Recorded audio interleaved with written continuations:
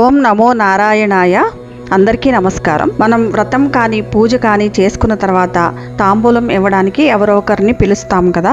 అలా పిలిచినప్పుడు ఇలాంటి వస్తువులు ఇవ్వడం మానేద్దాం. ఎందుకంటే వీటి వల్ల ఎలాంటి ఉపయోగం లేదు. మనకి ఆ వ్రతాలు పూజలు చేసిన పుణ్యం రావాలి అన్నా, మన భక్తిని చూపించుకోవాలి అన్నా ఇవన్నీ ఇవ్వడం మానేయాలి. వీటికి బదులు ఇలా ఎకో ఫ్రెండ్లీ వస్తువులు, అసలు ఇలాంటివి కూడా అవసరం లేదు, ఒక్క తాంబూలం ఇస్తే సరిపోతుంది. కానీ అవి చేత్తో పట్టుకుని వెళ్ళడానికి ఇబ్బందిగా ఉంటుందేమోనని ఇలాంటివన్నీ ఇవ్వడం అలవాటు చేసుకున్నాం. మీరు ఖచ్చితంగా ఏదో ఒకటి ఇవ్వాలి అనుకుంటే coconut leaf baskets, banana leaf baskets, ఇంకా ఇలాంటి జూట్ బ్యాగ్స్ ఇంకా చిన్న చిన్నవి వస్తాయి, అవి కానీ ఇలా జూట్ బాస్కెట్స్ కూడా వస్తున్నాయి.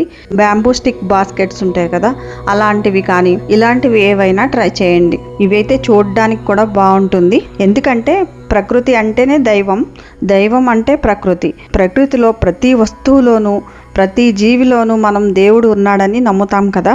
అందుకే మనం ప్రకృతిని కాపాడుకోవాలి అంటే వీలైనంత వరకు ఇలాంటి వస్తువులన్నీ వాడడం మానేయాలి. తాంబూలం అంటే ఒక్క తాంబూలం మాత్రమే ఇద్దాం. అందులో ఎలాంటి ప్లాస్టిక్ వస్తువులు కానీ అనవసరమైన వస్తువులు కానీ వాడద్దు. నెక్స్ట్ వీడియోస్లో కొన్ని నాకు వచ్చిన ఐడియాస్ షేర్ చేస్తాను.